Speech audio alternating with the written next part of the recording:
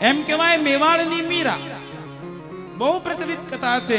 મેવાડની મીરા વૃંદાવન પહોંચી ને જેવી વૃંદાવન પહોંચી વૃંદાવનમાં ગઈ વટે માર્ગોને પૂછી रही છે मेरो गिरधर गोपाल कहाँ है, मेरो माधव कहाँ है, मेरो कृष्ण कहाँ है। तब एक वटे मार्गो ने उससे बताया कि वो तो गए, वो तो मथुरा चले गए। अरे मथुरा भी नहीं पगली, अब तो वो द्वारका में निवास कर रहे हैं, द्वारका में रही છે। ને ત્યારે મીરા નાચવા લાગી, મીરા કૂદવા લાગી। એ સમયમાં ન તો ગાડી, ન તો મોટર, ન તો હોટલ, તો પણ મીરા પદયાત્રા કરતી કરતી કરતી નાચી નાચી મીરા એસી નાચી પ્રગટો હોય જહાં અવિનાશ।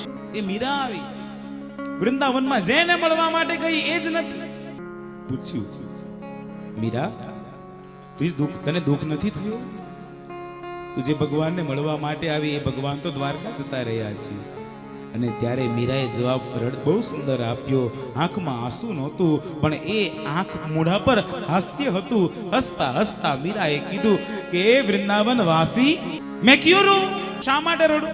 મને એમ હતું કે અહીંયા કૃષ્ણ મળી જશે તો મારી સફર પૂરી થઈ જશે, પણ મારા કૃષ્ણે મારી સફર દ્વારકા સુધીની કરી નાખી। હજી પણ નાચતી નાચતી, રોતી રોતી, આખડતી આખડતી, પડતી પડતી હું મારા પ્રિયતમને મળવા માટે જઈશ।